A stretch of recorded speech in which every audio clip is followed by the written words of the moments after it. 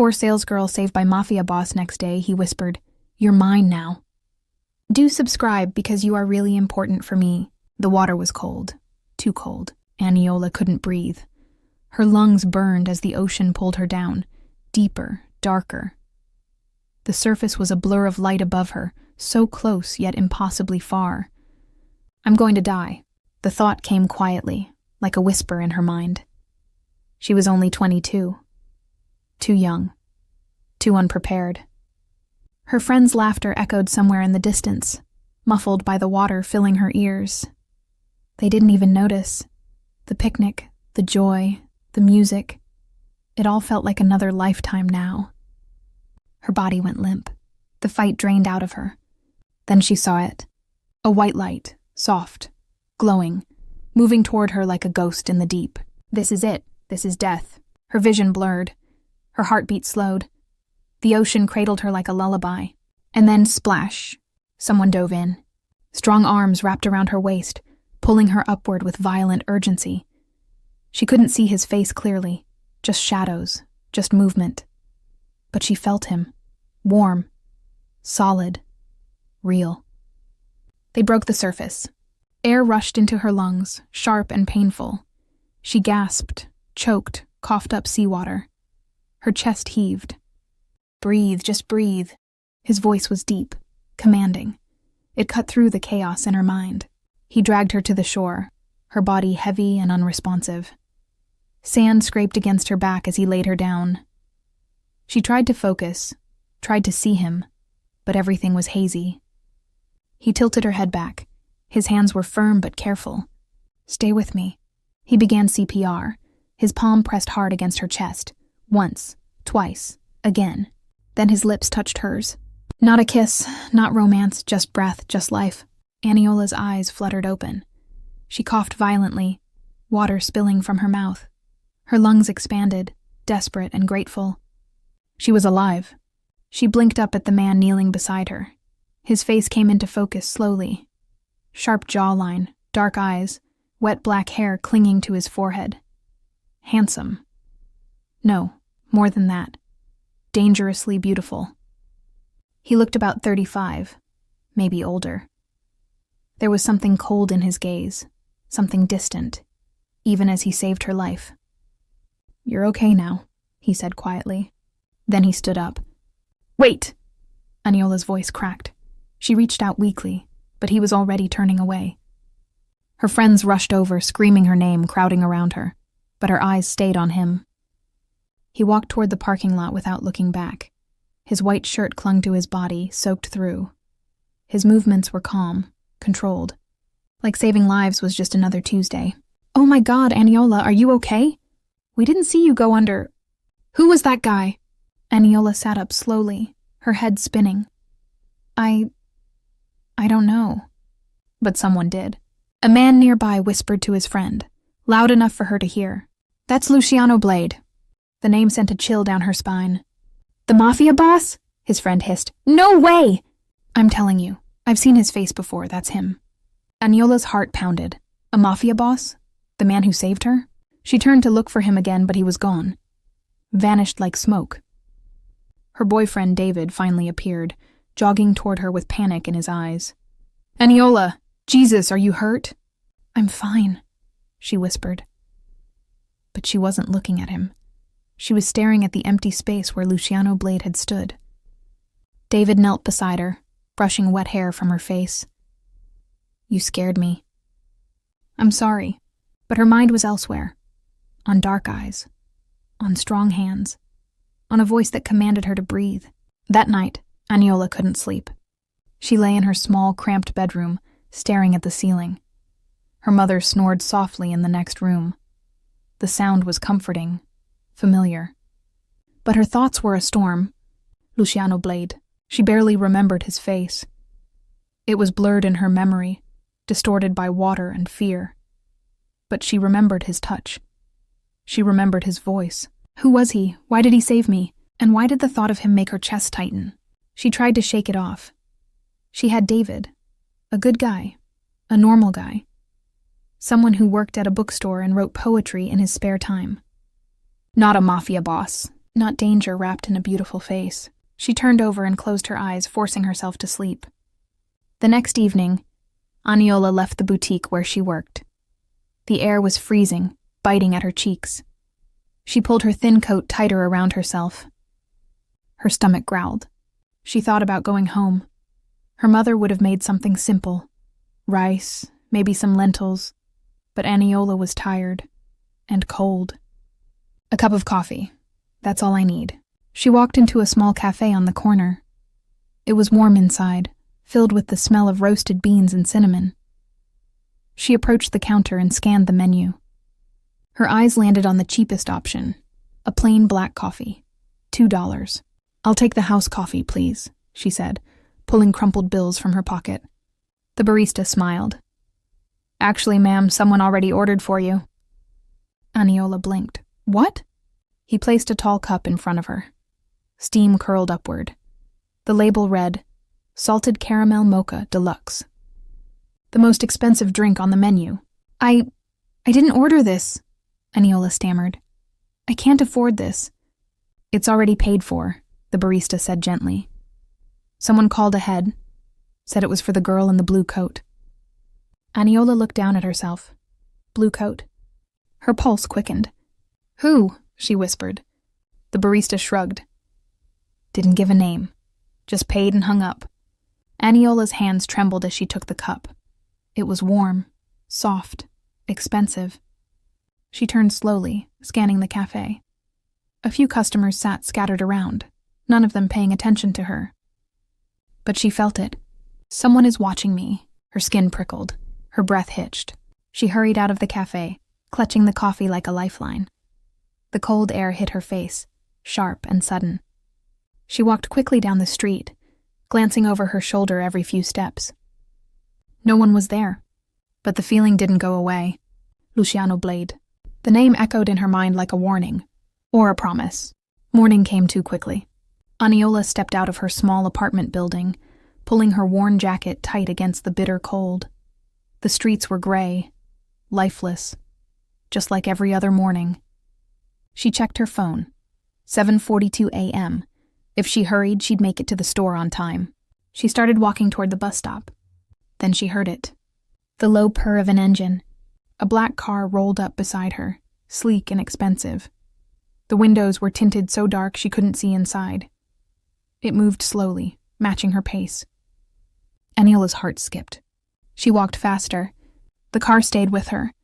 Then it stopped, right in front of her. The back door swung open. Aniola froze. A man in a black suit stepped out not from the back, but from the driver's seat. He was older, maybe 50, with sharp eyes and a calm expression.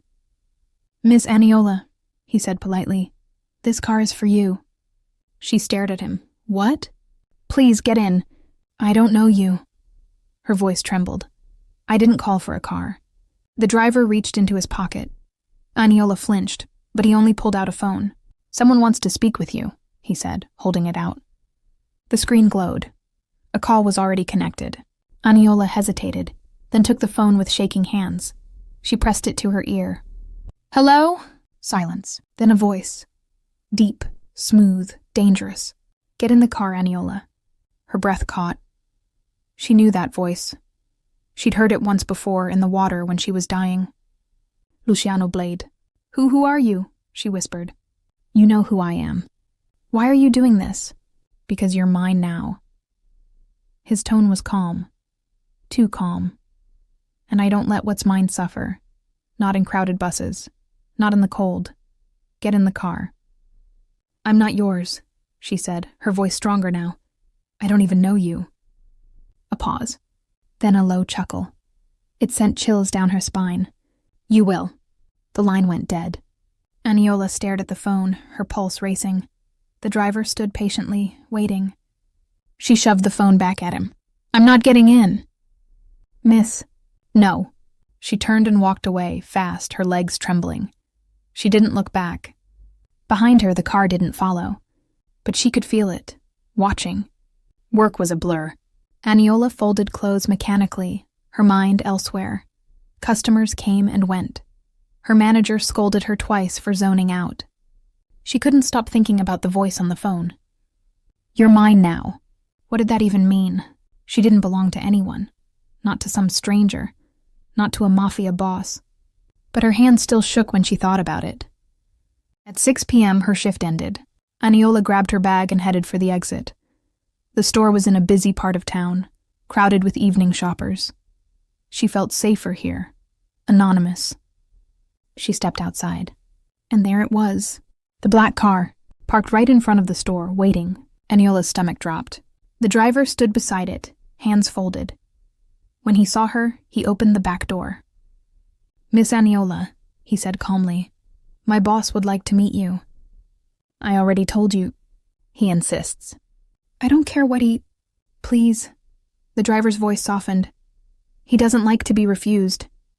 There was something in his tone, not a threat, a warning. Aniola looked around. People passed by, oblivious. No one would help her if she screamed. No one ever did. She swallowed hard. If I get in, where are you taking me? To his office. And if I refuse? The driver didn't answer. He didn't need to. Aniola's hands clenched into fists. She thought about running, about calling David, about screaming. But something stopped her. Curiosity, or maybe fear, or maybe something worse. She got in the car. The door closed behind her with a soft click. The interior was all black leather and tinted glass. It smelled like expensive cologne and danger. Aniola sat stiffly, her bag clutched in her lap. The driver got in and started the engine.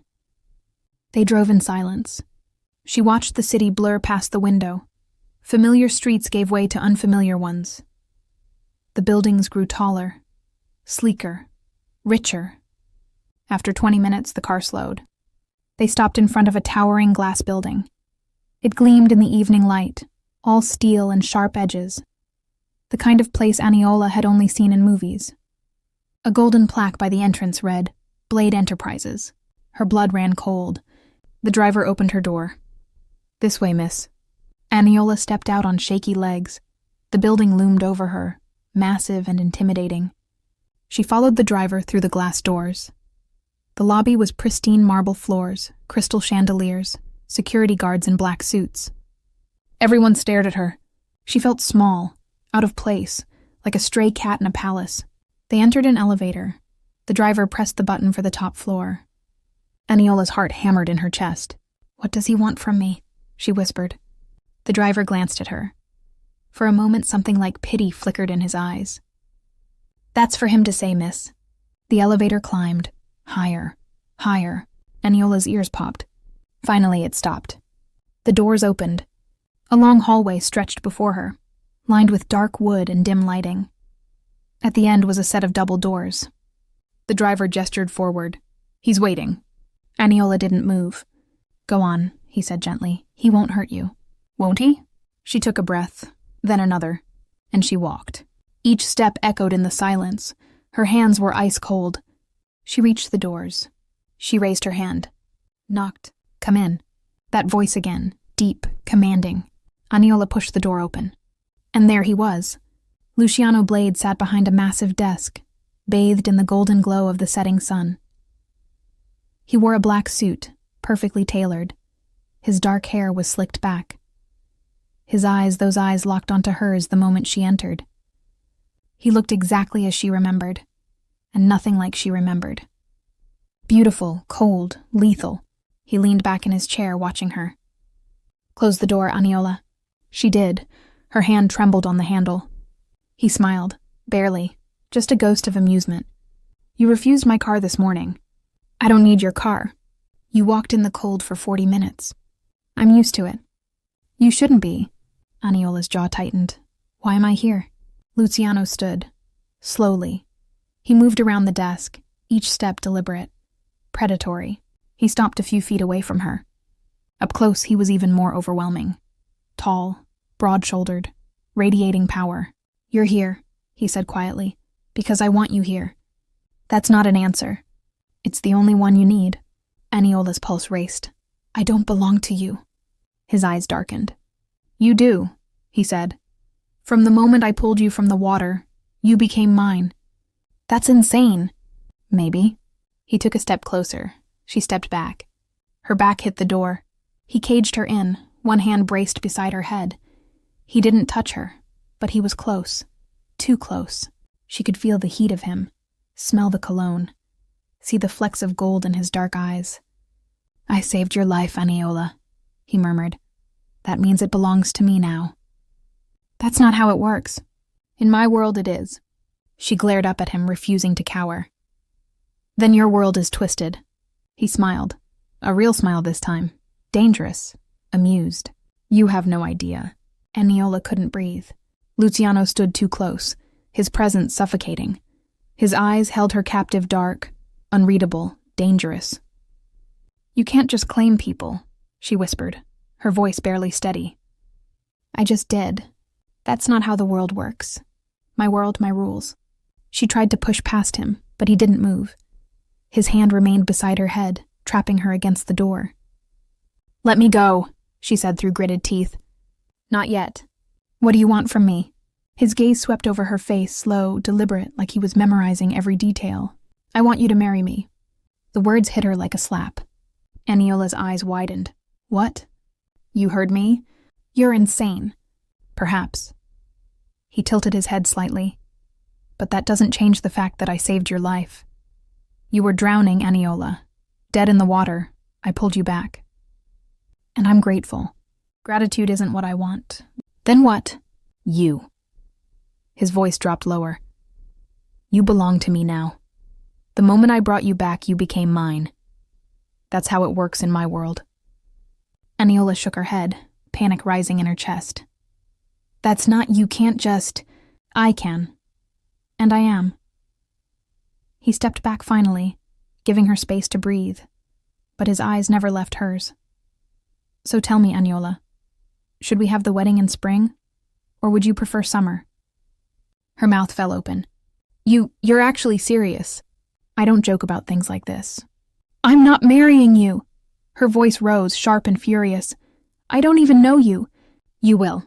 "No." She pushed off the door, her fists clenched. "You saved my life, and I'm thankful for that. But it doesn't mean you own me. I'm not some object you can just buy." Luciano's expression didn't change. He walked back to his desk, calm and unbothered, and poured himself a glass of whiskey. "I didn't ask if you wanted to marry me, Aniola," he said smoothly, taking a sip. "I'm telling you that you will." "And if I refuse?" He set the glass down, slowly. The sound echoed in the silence. "You won't. Watch me." He smiled then. A cold, cruel smile that sent ice through her veins. 20 days, he said. "That should be enough time to prepare. The wedding will be at my estate. Private. Elegant. You'll have the best of everything." I said no. "I heard you." He leaned back in his chair, completely relaxed. "But your answer doesn't matter." Aniola's hands shook. Rage and fear warred inside her. "You can't force me!" "Can't I?" His tone was so casual, so certain, like he'd already won. Aniola's throat tightened. She thought of the whispers at the beach. The fear in people's voices when they said his name. Luciano Blade, Mafia Boss. A man who took what he wanted. A man who didn't lose. "I have a boyfriend," she blurted out, desperate. Luciano raised an eyebrow. "Do you?" "Yes. His name is David. We've been together for 2 years." "Congratulations." "I love him." "Do you?" His voice was soft, mocking. "Or are you just convincing yourself you do?" She faltered. "That's none of your business." "It became my business the moment I decided you were mine." "I'm not yours." "You keep saying that." He stood again, moving toward her with slow, predatory grace. "But we both know the truth, don't we?" "Stop," her voice cracked. "Just stop." He stopped a few feet away, close enough to make her heart race, far enough to let her feel the space between them like a threat. "Break up with him," Luciano said quietly. "What?" "Your boyfriend. End it. Today." Aniola stared at him, disbelief flooding her. "Are you out of your mind?" "Completely." He smiled, but there was no warmth in it. "But that doesn't change what's going to happen." "I'm not leaving David." "Then he's a dead man." The words were so simple, so calm. Aniola's blood turned to ice. You wouldn't. Luciano tilted his head, studying her. I don't like sharing, Aniola, and I don't tolerate competition. If you value his life, you'll stay away from him. You can't just... I can. And I will. He stepped closer, his voice dropping to a whisper. If I see him near you again, if you call him, if you even think about him, I'll make sure he disappears, quietly, permanently. Tears burned in Aniola's eyes. You're a monster! Yes. He didn't deny it, didn't flinch. But I'm your monster now. She couldn't take it anymore. Aniola turned and grabbed the door handle, yanking it open. She stumbled into the hallway, her vision blurred with tears and fury. Aniola. She stopped. She didn't want to, but something in his voice made her freeze. She looked back. Luciano stood in the doorway, silhouetted by the golden light of his office. He looked powerful, untouchable. 20 days, he said softly. Don't make me come find you. Aniola didn't answer. She ran. The elevator ride down felt like a nightmare. Aniola pressed herself into the corner, her whole body shaking. She could still feel his presence, still hear his voice. You belong to me now? The doors opened on the ground floor. She rushed out, ignoring the stares of the security guards. The cold evening air hit her face as she burst through the glass doors. She kept walking, fast, her breath coming in short gasps. Her phone buzzed. She pulled it out with trembling hands. David, hey babe, dinner tonight? I miss you. A sob caught in her throat. She thought about Luciano's warning, the coldness in his eyes, the certainty in his voice. If you value his life, you'll stay away from him. Aniola's fingers hovered over the screen. She wanted to call David, to tell him everything, to run into his arms and beg him to protect her. But she knew the truth. David couldn't protect her. No one could. Not from Luciano Blade. She typed a response, her heart breaking with every word. Aniola can't tonight, I'm sorry. She hit send. And then she kept walking, alone in the cold with nowhere left to run. Behind her, in the shadow of Blade Enterprises, a black car followed at a distance. Watching. Waiting. Aniola sat across from David in their favorite small cafe. The place was cozy, warm, filled with the smell of coffee and fresh bread. Normally, it made her feel safe. But not today. Her hands wrapped around her cup, but she couldn't feel the heat. She was numb, cold from the inside out. David reached across the table and took her hand. Hey, you've been quiet all evening. What's wrong? She looked up at him. Sweet David, kind David, with his gentle eyes and his soft smile. He had no idea what kind of danger he was in. David, I need to tell you something. His expression shifted. Concern crept into his features. Okay, what is it? She swallowed hard. That man, the one who saved me at the beach. The mafia guy? Yeah, her voice cracked. He called me to his office. David's grip tightened. He did what? He sent a car for me. I didn't want to go, but I was scared, so I went. Aniola? He wants to marry me. Silence. David stared at her, his mouth slightly open like he couldn't process the words. He what? He said that because he saved my life, I belong to him now. He wants to marry me in 20 days. David's face went pale, then red. Anger flashed in his eyes. That's insane. He can't just... I know. Did you tell him no? Of course I did. Tears welled up in her eyes. But he doesn't care, David. He doesn't care what I want. He just decided. David stood up abruptly, his chair scraping against the floor. I'm going to the police. No! Aniola grabbed his wrist, pulling him back down. You can't. Why not? He's threatening you. He's a mafia boss, David. Her voice dropped to a desperate whisper. The police won't touch him, and if you go to them, if you make trouble, he'll hurt you. David's jaw clenched. So what? We just let him do this? No, I don't know. She covered her face with her hands. I'm scared. David moved around the table and knelt beside her. He pulled her hands away gently, looking into her eyes.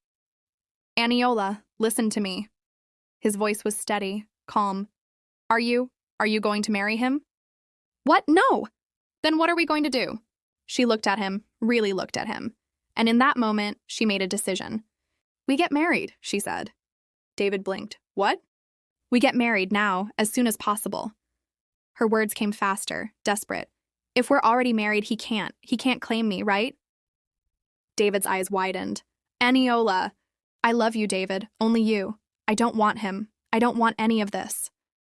She gripped his hands tightly. Please, let's just do it. Let's get married and leave this city. We can go somewhere far away where he can't find us.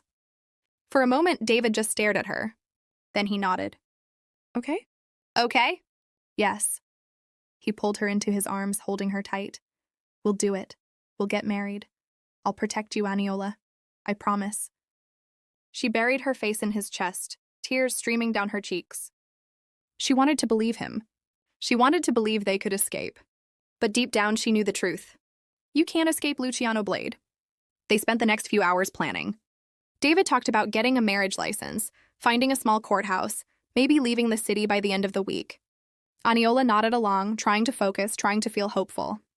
Let's go shopping, David said suddenly, smiling. You need a dress, something simple, something beautiful. David, we don't have money for… I've been saving. He took her hand. Come on, let me do this for you. She couldn't say no, not when he looked at her like that. They went to a small boutique on the edge of town. Nothing fancy, just a quiet shop with racks of white and cream dresses. Aniola found one she liked, simple, elegant, with lace sleeves. It wasn't expensive. She'd saved up a little money from her job. Just enough. It's perfect, David said, watching her hold it up. She smiled, a small, fragile smile. For a moment, she let herself imagine it. A quiet wedding, just the two of them. A new life somewhere far away. Maybe we can do this. Maybe we can be happy. They paid for the dress and left the shop. The evening air was cool, the sky painted in shades of orange and pink. David walked her to the bus stop. I'll call you tonight, okay? We'll finalize everything. Okay. He kissed her forehead. I love you, Aniola. I love you too. He left. Aniola stood alone at the bus stop, clutching the bag with her dress inside. Her phone buzzed.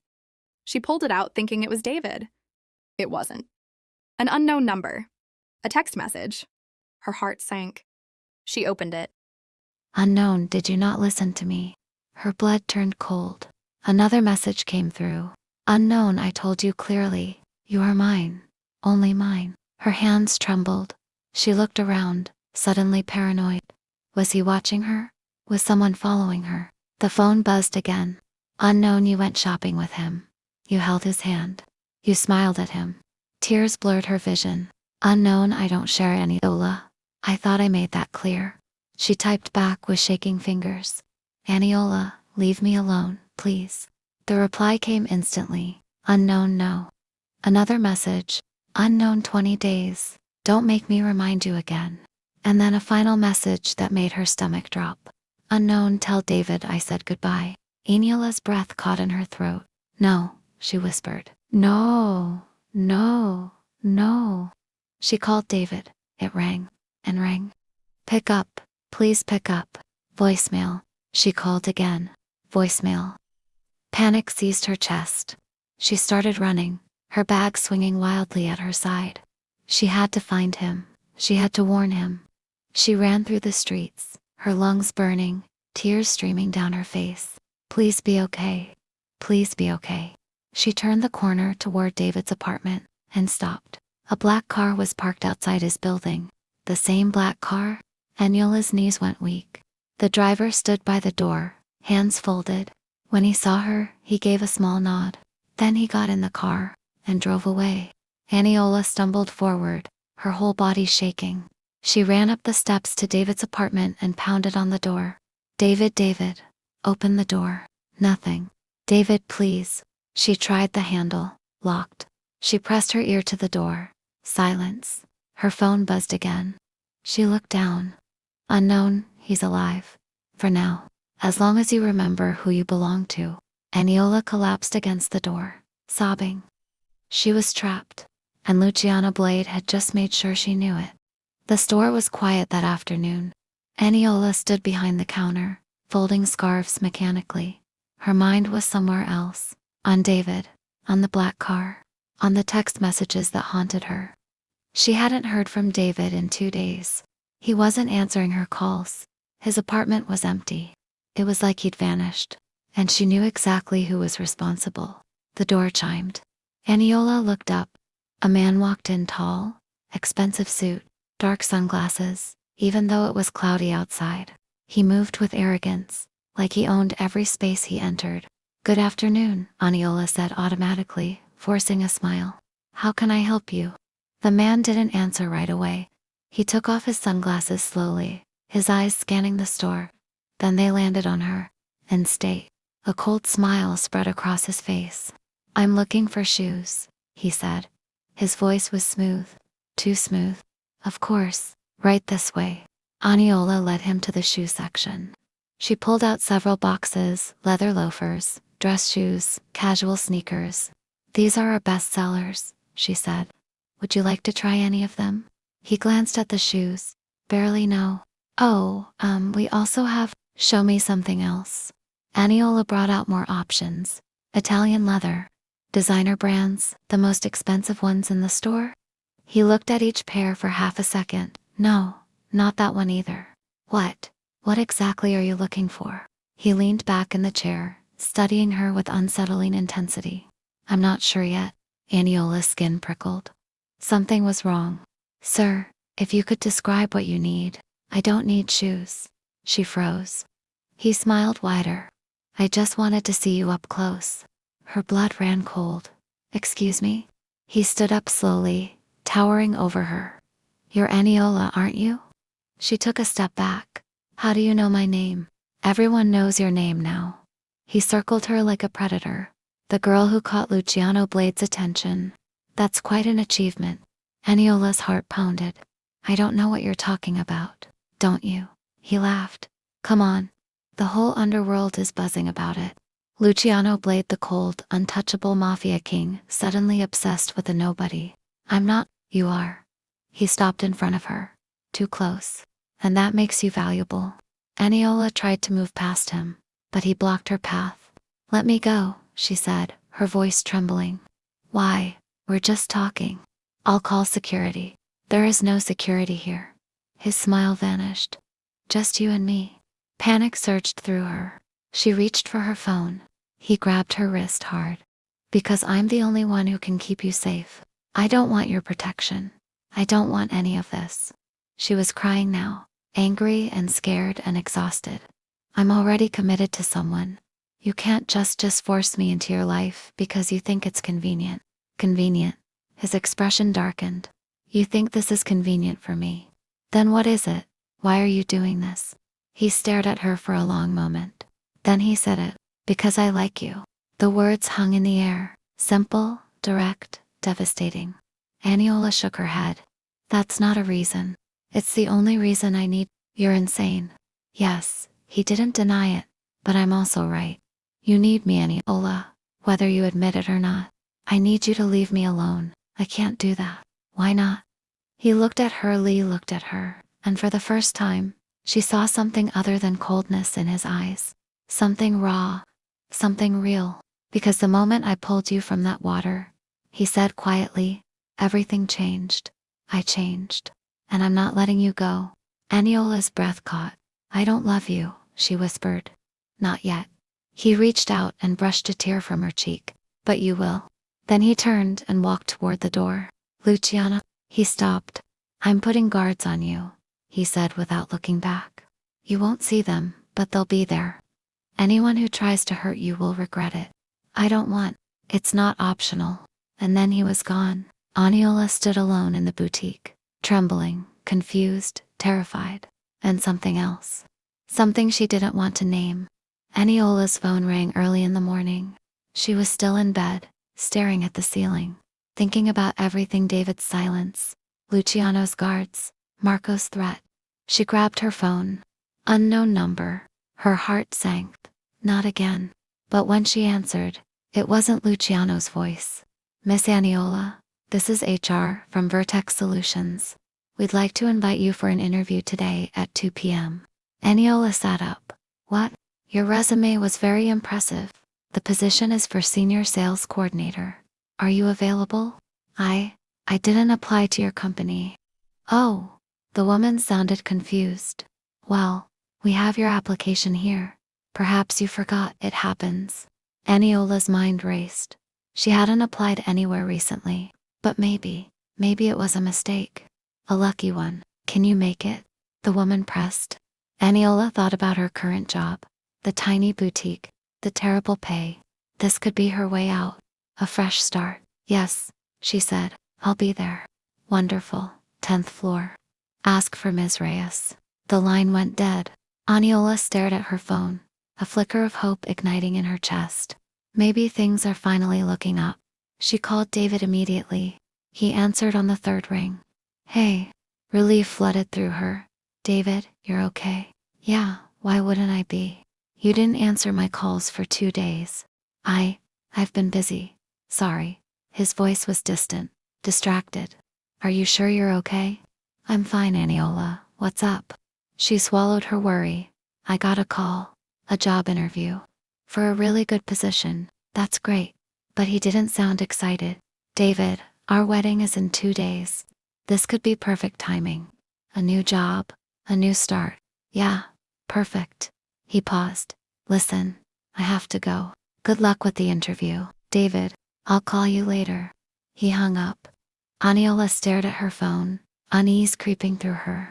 Something was wrong. She could feel it, but she pushed the thought away. Focus on the interview. One thing at a time. At 1:45 p.m., Aniola stood in front of a massive glass tower. Vertex Solutions gleamed in silver letters above the entrance. She smoothed down her best blouse and took a deep breath.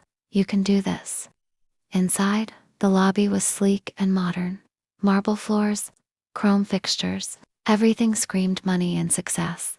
She approached the reception desk. I'm here for an interview. 10th floor. The receptionist smiled politely. Elevators are to your left. Aniola walked over. 3 elevators stood side by side. In front of the first one, a crowd of people waited, chatting and checking their phones. The second elevator had a similar crowd, but the third elevator, empty. No one was waiting. Aniola frowned. Weird. But she was running late, and an empty elevator meant she'd get upstairs faster. She walked to the third one and pressed the button. The doors slid open immediately. She stepped inside. The doors closed. The elevator didn't move. Aniola pressed the button for the 10th floor. Nothing. She pressed it again. Still nothing. Come on. Then she heard it. A soft hiss. She looked down. Water. Seeping in from the cracks at the bottom of the elevator. Her blood turned to ice. No. She slammed the emergency button. Nothing happened. She pounded on the doors. Help. Someone help me. The water rose quickly. Too quickly. Ankle deep. Panic seized her chest. She couldn't breathe. I'm going to drown. Again. Tears streamed down her face as she clawed at the doors, screaming until her throat burned. Please. Somebody. But no one came. The water climbed higher, waist deep now. Her mind flashed to the beach, to the cold ocean pulling her under, to the white light. I'm going to die. And then she thought of Luciano. You bastard, she sobbed, her voice breaking. You did this. I said no to you, so you're killing me. The water was at her chest now. She fumbled for her phone with trembling hands. It was wet, but still working. She called David. Ring, ring, ring. Pick up, please pick up. Voicemail? David, she screamed into the phone. I'm trapped. I'm drowning, please. She texted him frantically. Aniola, help me. Aniola in an elevator. Aniola, water everywhere. Aniola, please David. No response. The water reached her neck. She tilted her head back, gasping for air. I don't want to die, she whispered. Please, I don't want to die. She thought of her mother, of the wedding dress she'd bought, of all the things she'd never get to do. And she thought of Luciano, his dark eyes, his cold smile, his promise. You belong to me now. I hate you, she choked out. I hate you so much. The water covered her mouth. She held her breath, eyes squeezed shut, praying for a miracle. This is it. This is really it. Her lungs burned, her vision blurred, and then, crash, the elevator doors exploded inward. Strong hands grabbed her, pulling her out of the water. She coughed violently, water spilling from her mouth as she gasped for air. Breathe, Aniola, breathe. That voice? She looked up through tear-filled eyes. Luciano. He was soaked, his suit ruined, his hair dripping. His face was a mask of fury and fear. You're okay. You're okay now. He held her against his chest, his heart pounding as hard as hers. Aniola's fingers curled into his shirt. She couldn't speak, couldn't think. She just held on. Security rushed over, shouting questions. Luciano ignored them. He lifted Aniola into his arms like she weighed nothing and carried her out of the building. She buried her face in his neck, sobbing. I thought you. I didn't do this, he said, his voice tight with rage. I would never hurt you, but it was Marco, or someone working for him. His grip on her tightened. I got an alert from my security team. They've been tracking you. When you entered this building, they flagged it. I came as fast as I could. Aniola pulled back slightly, staring at him. You saved me. Again. I'll always save you. His words were a vow. She didn't know what to feel. Gratitude, anger, confusion. All of it, maybe. Why? She whispered.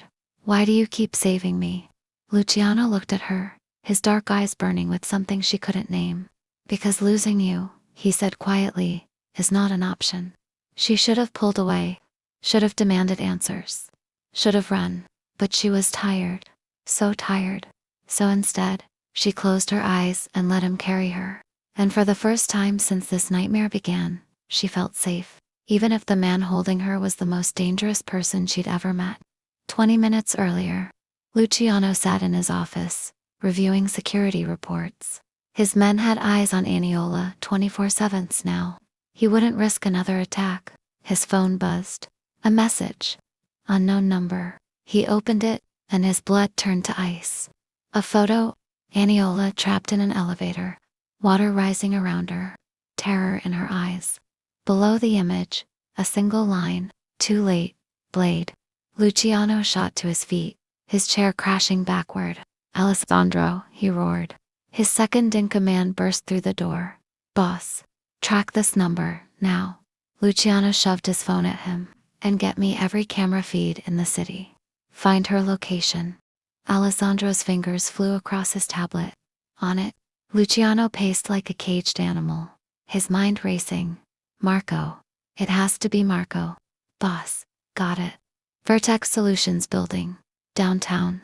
Luciano was already moving. Get the car now. They ran. In the car, Luciano made calls. I need building schematics for Vertex Solutions. Send them to my phone. I need the elevator company's emergency override codes. And get me someone on the inside. I don't care how, just do it. His driver pushed the car to its limits, weaving through traffic. Luciano's jaw clenched. Hold on, Aniola. Just hold on. His phone lit up, schematics appeared. He studied them, calculating. Third elevator shaft. West side of the building. His eyes narrowed. It's isolated. Perfect for a trap. They screeched to a stop outside the tower. Luciano didn't wait. He ran. Through the lobby, past shocked security guards. Straight to the elevators. The first two were operating normally. The third had an out-of-order sign. He ripped it off. The doors were sealed shut. But through the crack, he could see it. Water. Rage exploded in his chest. Get me a crowbar, an axe, something to break this open. Alessandro appeared with a fire extinguisher and a metal rod from the emergency box. Luciano jammed the rod into the door seam and pulled with everything he had. The metal groaned. He could hear her inside, screaming, crying.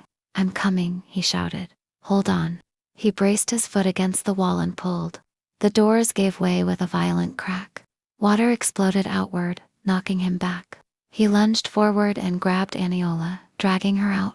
She collapsed against him, coughing, gasping. Alive, alive? Now, Luciano carried Aniola to his car. She was shivering violently, soaked through, her eyes glazed with shock. He wrapped his jacket around her and held her close. You're safe now, he murmured. I've got you. She didn't respond, just clung to him. They drove to his penthouse in silence. Inside, Luciano set her down on the couch and grabbed blankets. He knelt in front of her, drying her hair gently. Aniola talked to me. Her voice was barely a whisper. You saved me, always. I thought you did it. Tears spilled down her cheeks. I thought you were trying to kill me because I said no. His expression darkened. I would never. I know that now. She looked up at him, broken and vulnerable. It was him, wasn't it? Marco. Yes. Because of you. Because he wanted to hurt you.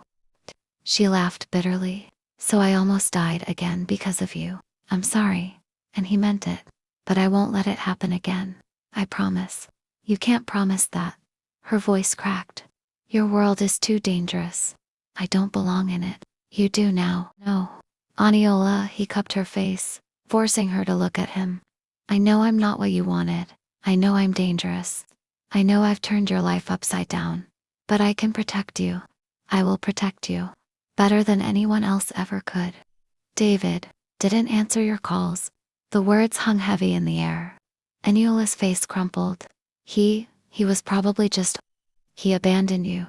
Luciano's tone was harsh but honest.